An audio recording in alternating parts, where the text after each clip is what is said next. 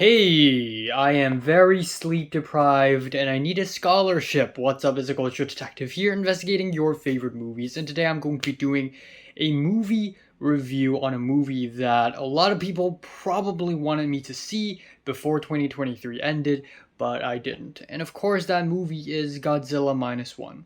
So, yeah, Godzilla Minus One is a new Japanese film from the director Yamazaki Takashi. And this director, in the last few years, isn't really particularly well known because everything he's worked at up to this point are Doraemon 3D animated films and also a 3D animated movie of Lupin the Third.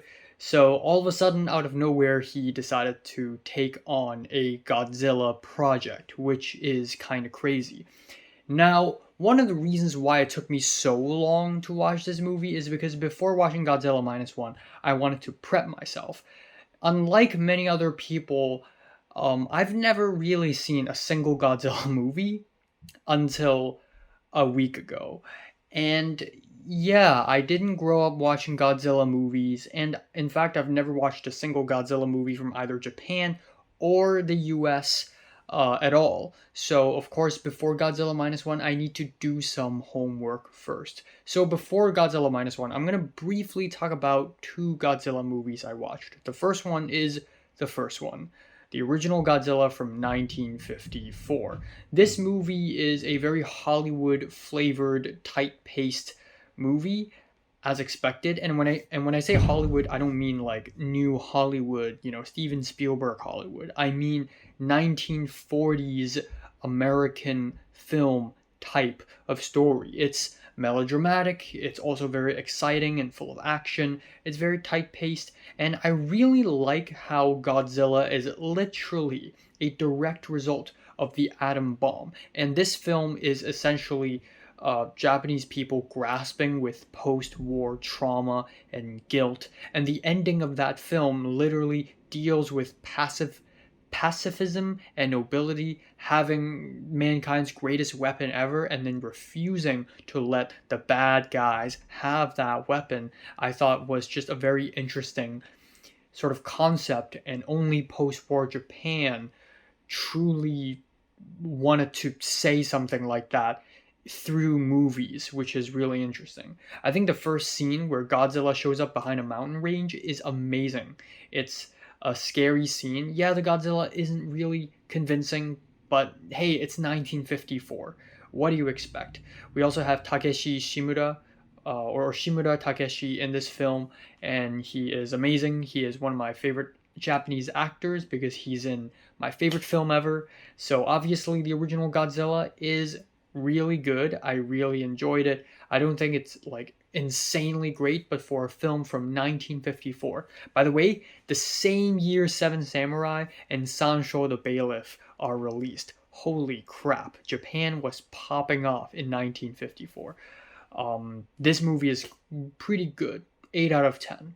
Now, unfortunately, I didn't have enough time to sort of watch more Godzilla films from Toho Studios throughout the Showa and the Heisei period, but essentially what happened was from the mid 1950s all the way until 2004, they have been pumping out Godzilla films non-stop, and they've been doing it for like 30 something films already. In 2004 it ended, and then we have this 12-year gap until in 2016 anime legend Ano Hideaki decided to take on a new Godzilla project. And yes, it is Ano Hideaki, the creator and director of Evangelion, and in terms of live action films, he's made Ritual and Love and Pop. And and wow. Wow, wow, wow. Essentially, his take on Godzilla is new, strange, bold, very artsy, and very stylistic. And it basically turns the Godzilla genre into something that feels completely different. This film is less about the giant monster that is Godzilla, but more about the bureaucracy of Japan. And it's about Japan's response to Godzilla, which may or may not be an allegory for the Fukushima nuclear meltdown and the 311 earthquakes that Japan experienced in 2013. But this film is essentially a 2 hour long anxiety roller coaster ride where there is no protagonist, but it is a film that shows Japan collectively fighting Godzilla. This may turn some people off because, oh, where's the main character? Why is there no main character? Brr, brr, brr, brr, brr. But that's just a conventional thing Hollywood and I guess conventional storytelling invented. But a good movie doesn't actually need to have a main character. And instead of showing like a character's journey in this film just captures the chaotic feeling of everything going wrong, and that's pretty much just it. And it has the same intensity and aggression of like a documentary. It's so spontaneous and fast paced. Before watching this film, I was scared that it's going to be super clean and sterile and fake, like a lot of live action Japanese films. But honestly, this film sort of embraces that and turns it into an aesthetic. It is shot and edited like a montage, and usually I hate that, but it is done with so much energy in this film. We have handheld, shaky cameras, hideous wide angles, and the framing of the frames turn into TV screens and laptop screens and YouTube videos and news broadcasts. It's so creative. And Hideaki Anno litters his own style throughout the entire film. It's full of Anno-isms. We have governments and scientists fighting a giant monster that destroys Tokyo. Where have I seen that before? We have lots of trains. We have a hot government lady a la Misato, and then we have decisive battle. Literally a soundtrack from Evangelion copied and pasted into Shin Godzilla. On top of that, we even have a cameo from documentary filmmaker Kazuo Hara, who made the legendary documentary The Emperor's Naked Army Marches On, and also Tsukamoto Shinya, one of the most important figures in Japanese horror history. He is the guy behind Tetsuo the Iron Man. So obviously Shin Godzilla is a very interesting take on the Godzilla story, and it's not super enjoyable. It's not as enjoyable as Godzilla Minus One, but artistically, it is a very well done movie, and in some ways, I enjoy it because of that. Now we have Godzilla Minus One. Finally, I'm talking about this movie. And yeah, in modern Godzilla movies, we have Shin Godzilla, which is a very artsy take, but no one has yet given the Godzilla story a modern Hollywood treatment until Godzilla Minus One. I was even thinking, has nobody ever done a Godzilla movie with modern Hollywood aesthetics? Finally, it happened. And yeah, this, again, Godzilla Minus One takes the Godzilla story and takes the bare bones of a Godzilla story and then completely change everything else. So by bare bones, I mean the boating accident in the beginning where Godzilla destroys the boats. Godzilla arrives at Shinagawa in Tokyo. Scientists find out that Godzilla emits radioactivity.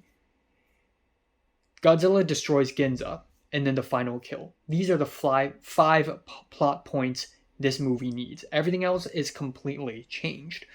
And another interesting thing is that each movie has a different way to kill Godzilla. The original Godzilla film uses the oxygen destroyer. Shin Godzilla used a blood coagulation thing. And so I was kind of interested to see how will this film kill Godzilla. It's like every time they challenge themselves to find a new creative way to kill him off.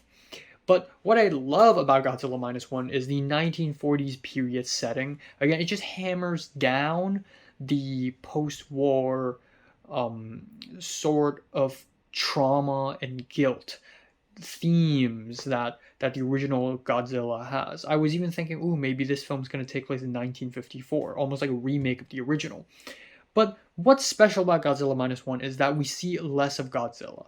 Godzilla doesn't show up that much. Instead, we have human characters. Godzilla showed up in like 5-6 scenes, but most of the movie is actually just human characters. Yet, no one's complaining because these characters are well written, it's very entertaining, and the whole movie just flows really nicely. Our main character is Koichi, and he's just a regular guy, but give him a tragic backstory, give him a romantic figure, give him a child to care about, give him a group of friends. Boom! This is 101 meat and potatoes formula to make a character likable. So when you find a character likable and then they get hurt, of course we feel bad for them. And that's exactly how this movie successfully emotionally hook the audience. It's actually not that complicated. And yeah, the boat chase scene, very scary, probably my favorite scene in the entire movie. It's really gut wrenching, not gut wrenching, heart racing, heart pounding. And there are a lot of big emotional moments that made me almost cry. Again, the film uses very simple ways to emotionally hook you, and it just works. And yeah, it's kind of like RRR or Train to Busan, where we see movies outside of America use the modern Hollywood formula and sort of just perfect it. Make your characters likable, make an easily understandable conflict, and then boom, you have a good movie. Simple as that. And it just freaking works. Now, if there's one qualm I have with um Godzilla minus one, it would be that there's not enough Godzilla. I want to see Godzilla do more destruction, which is something that Shin Godzilla has a lot of. And that the scene in Shin Godzilla where Godzilla um emits the atomic breath and it sounds like an ultrasonic beam and it's purple and the entire Tokyo skyline gets lit on fire, that was insane. We don't have a scene nearly as destructive as that in Godzilla minus one. But it's still okay because you get some really good characters. The final fight is still very exhilarating, and yeah, it is really enjoyable. I'm enjoying it. And to wrap it off, I need to say Cinemark, Crenshaw, and Baldwin Hills might be one of the worst cinemas I've ever been to. Not only is the area not safe, and after 5 p.m. they impose a curfew, and I need to show my ID when I walked into the theater, but also the theaters are small. And when I watched the movie, somebody's snoring in the front, and then behind me, somebody's talking nonstop. But that didn't make me enjoy the film any less. But yeah, Godzilla minus one is really good. I'm feeling a decent 8 on this thing. So have you watched Godzilla minus one? Comments below, let me know. Subscribe if you want more. And thanks for watching.